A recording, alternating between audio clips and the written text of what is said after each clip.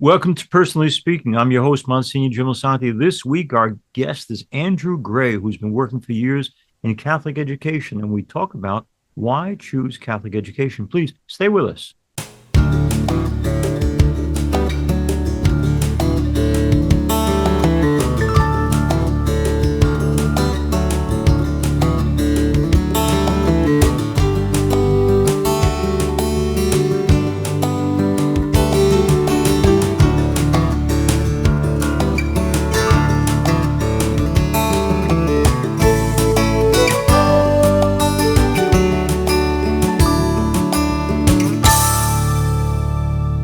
Hello and welcome to Personally Speaking. I'm your host, Msgr Jim Lisante, and Andrew Gray joins me now.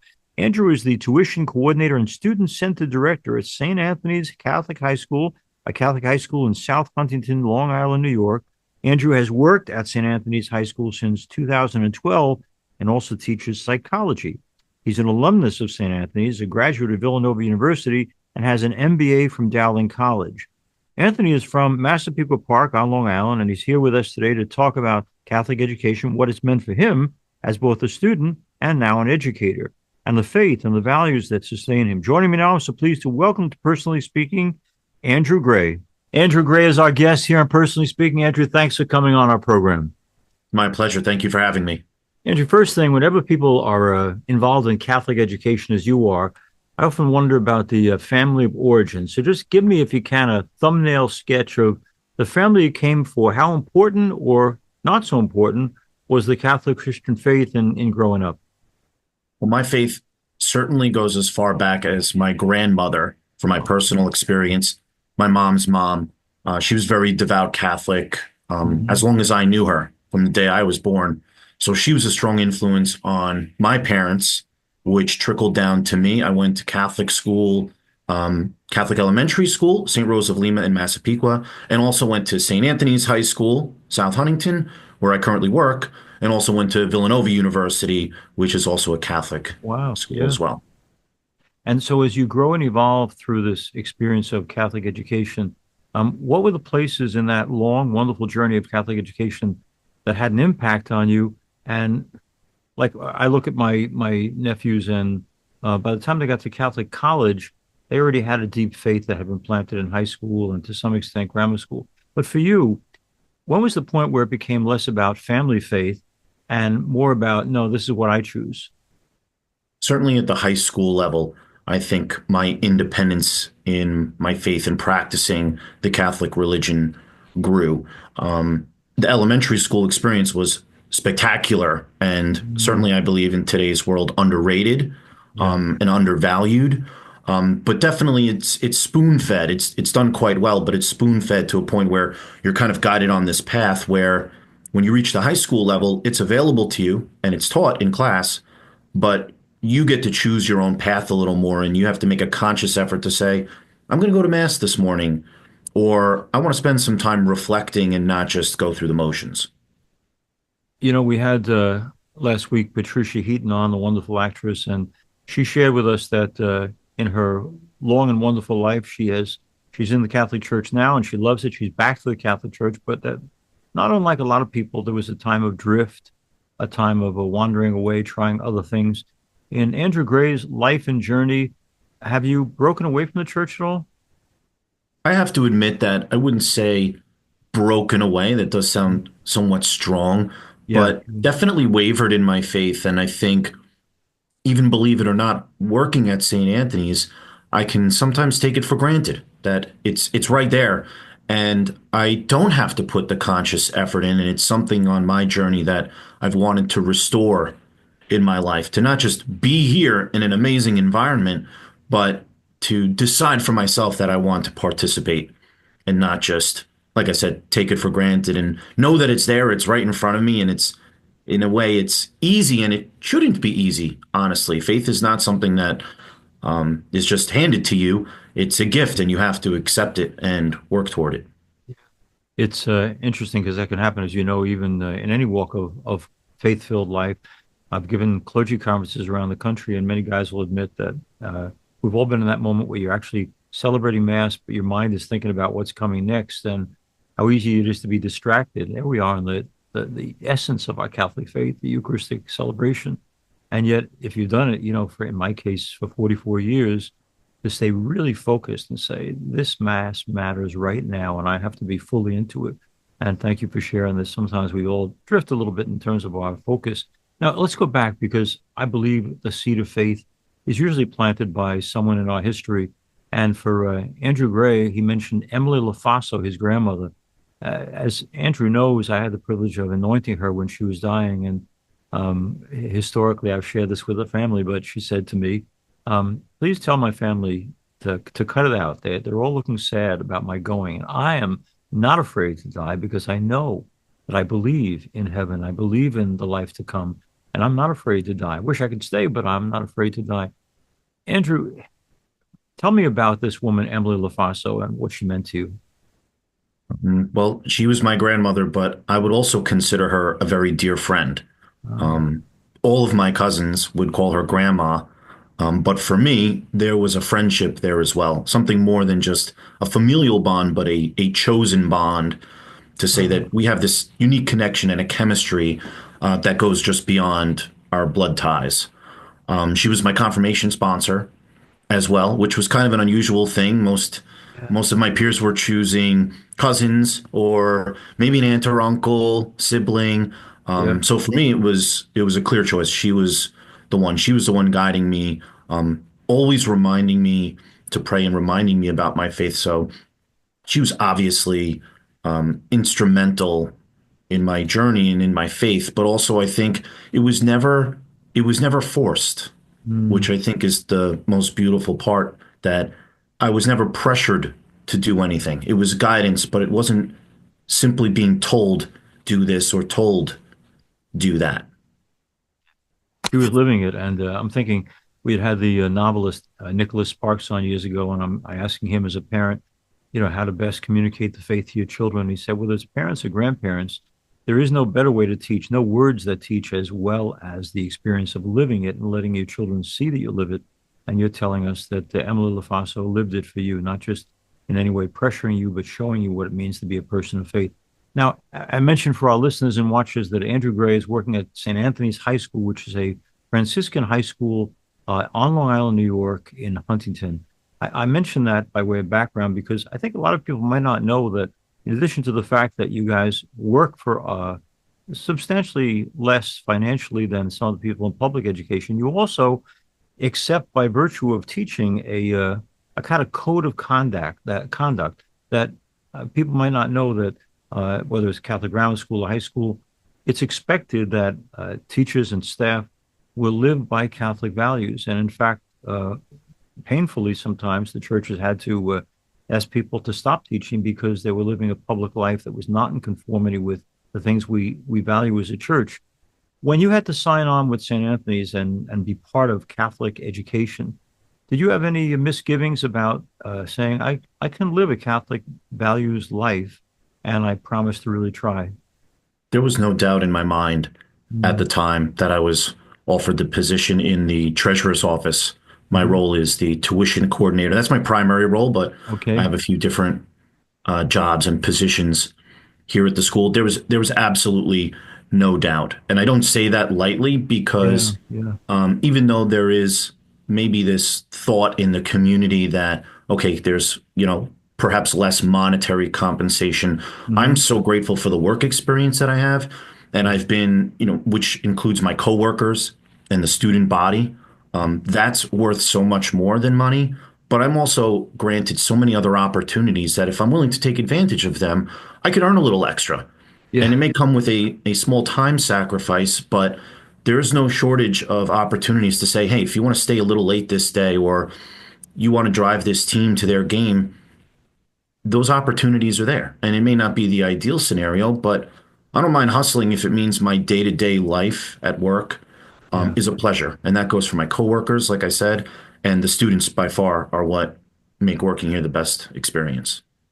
Andrew Gray is our guest. Andrew, when you said there are, primary work is tuition, but there are other aspects of what you do. Give us a couple of examples of other involvements in the life of a Catholic high school. Well, I also teach a class. So Okay. once a day, I teach honors psychology, which students can earn Catholic college credit. for Oh, taking that class if they pay a very small fee to Long Island University. So we partner with LIU, which okay. is a great opportunity Yeah. for these kids. You know, it's a money savings, but it also gives them kind of a tip of the iceberg experience of what a college class might be like.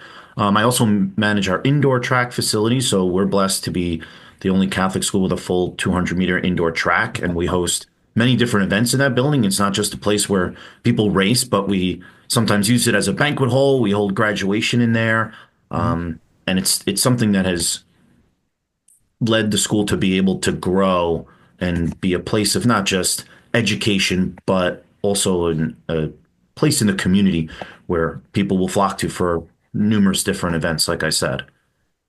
And as far Mentioned as our before. school is concerned, we have daily mass, sometimes Okay. before school, sometimes after school.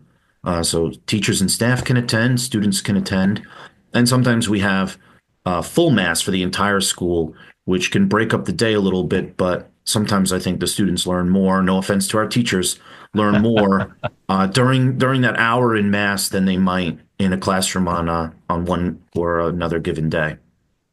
I mentioned, Andrew, before that it is a school in the Franciscan tradition and spirit. For our listeners to understand that more fully, what is the Franciscan charism that enlightens the school? Like, how does the Franciscan background of those brothers and priests, how does it affect the life of St. Anthony's High School? Well, I would start by saying there are two slogans: Okay. Deus meus et omnia, which translates to "My God, my all." Mm, So that's our school's mission. Our principal, Brother David, this is his mission, that God comes first. And if mm, you prioritize God in your life, the other things that pale in comparison as far as importance will fall into place. That if your mind is in the right place and you focus on God and your faith, everything else falls in line.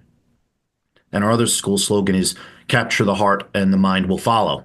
So uh, this is another mindset that if students put their heart in the right place, their focus is service and appreciation and consideration of other students, that then the education will be easy. I often have the philosophy in class that if my students are having fun, they'll learn.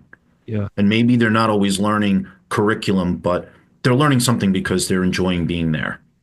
And I feel like that also expands to my work environment where I enjoy being around my coworkers. We will sometimes try to plan things outside. We genuinely like being around each other.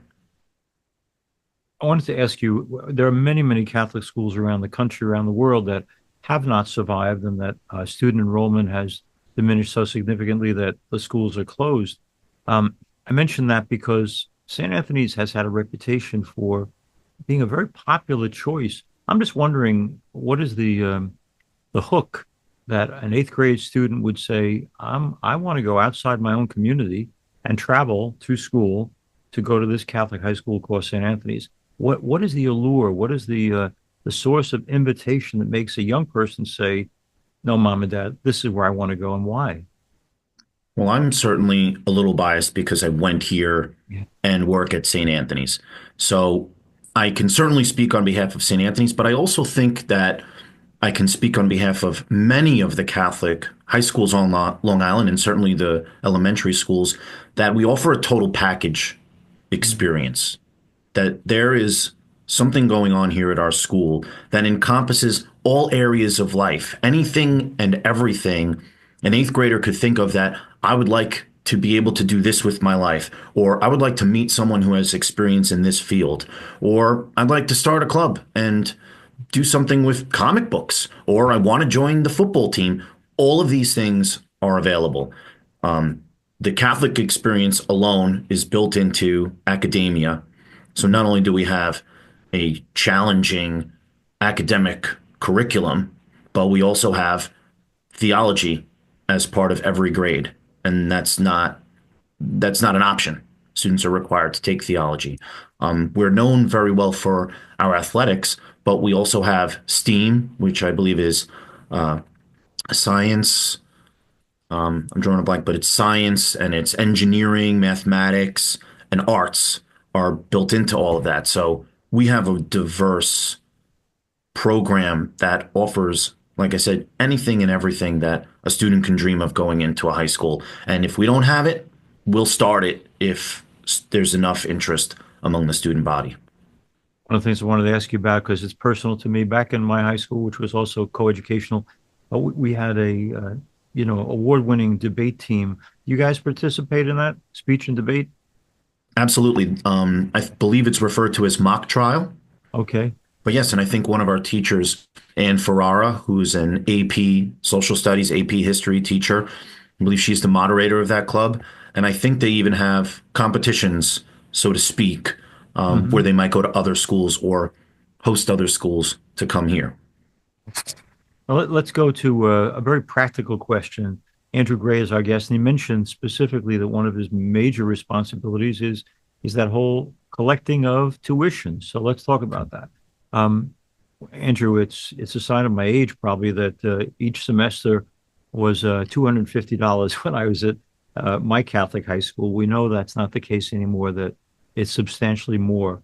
So that Catholic education doesn't become an elitist thing, because it never was in our history. It was always for people, in fact, who were struggling, but and would give something to tuition. But now, if a parent makes a decision they're going to send their kid to a Catholic grammar school, Catholic high school, it's going to cost them. And at the same time, they're living here on Long Island in a community where school taxes are outrageously high. So they're paying Mhm. for the public school systems through their taxes. And then on top of that, Catholic tuition.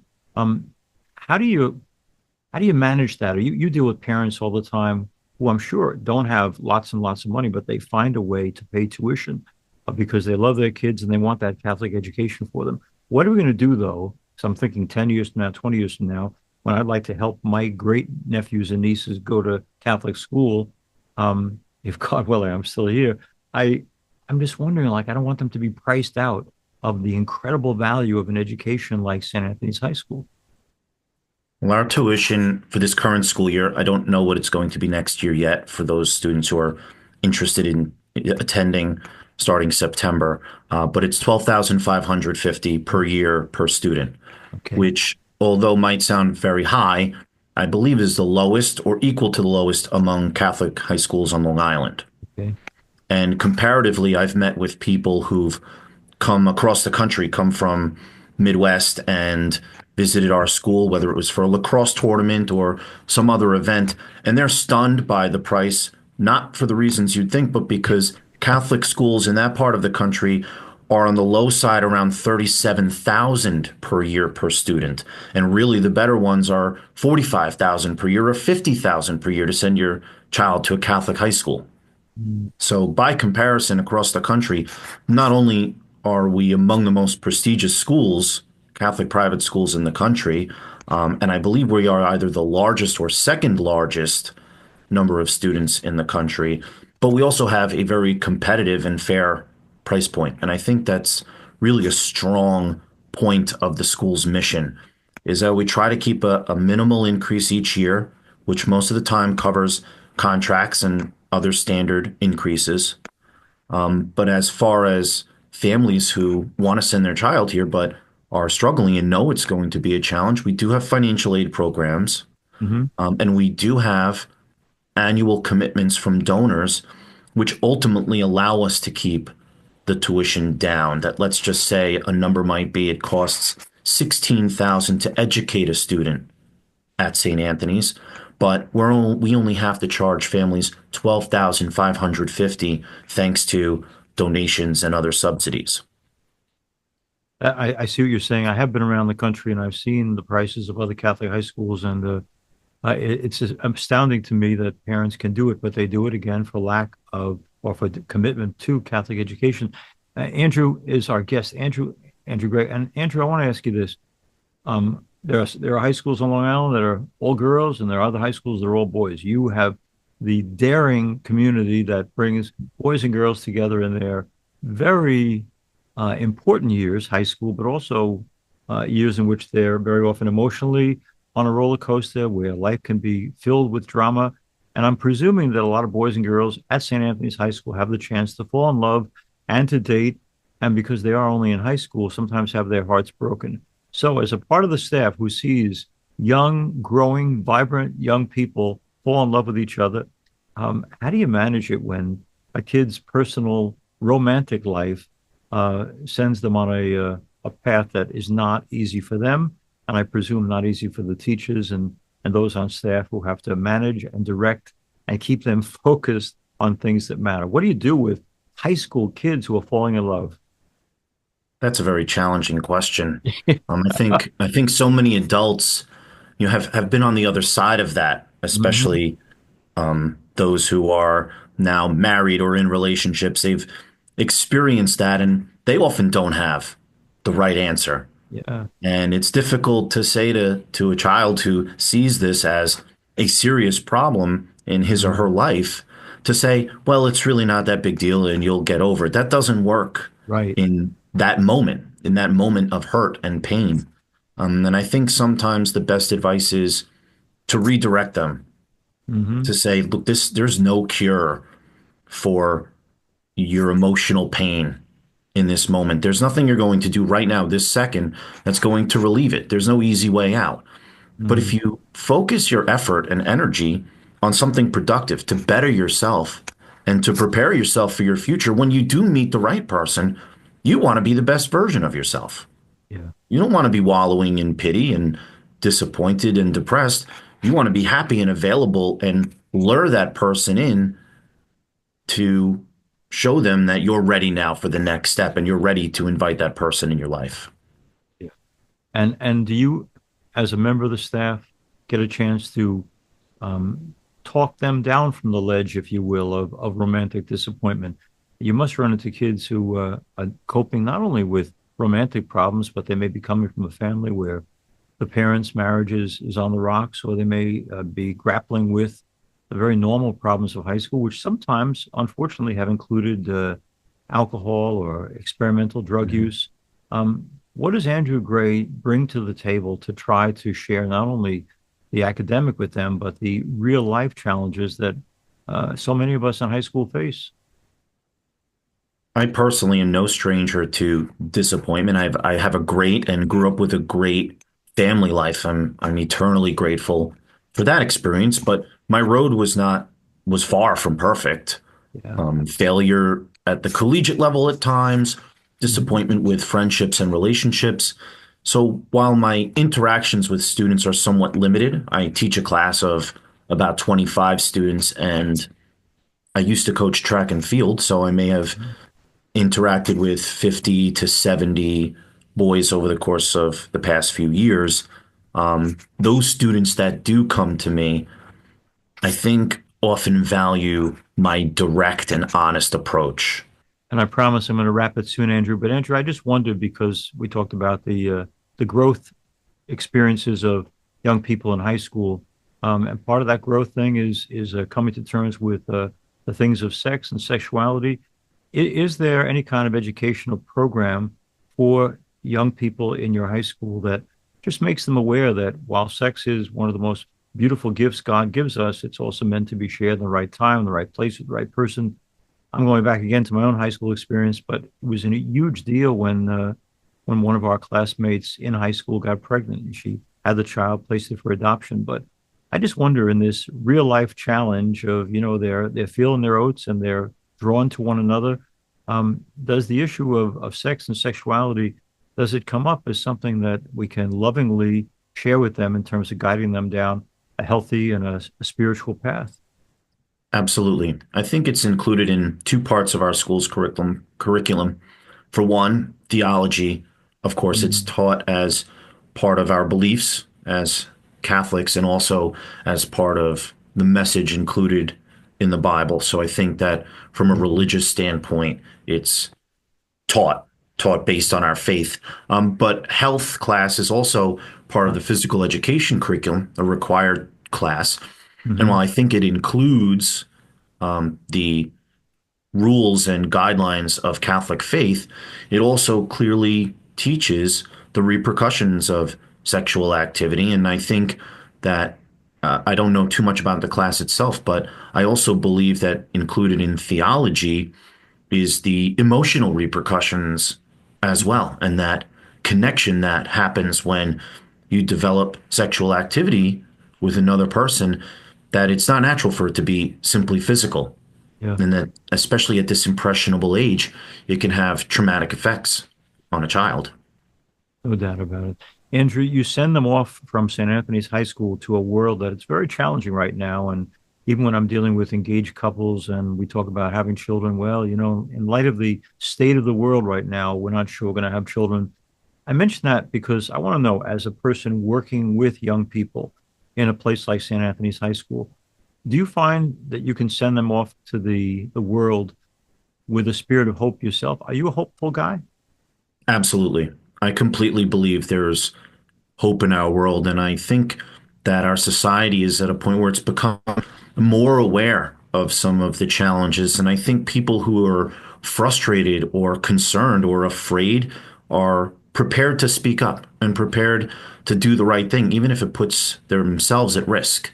Mm-hmm. And if we're willing to do that among the students, even in small ways, I think that that shows more for hope than any words can. That if we're willing to act on our beliefs and speak out about our faith, that Mm-hmm. goes far beyond simply teaching it or expressing what we believe is right versus doing what we believe is right.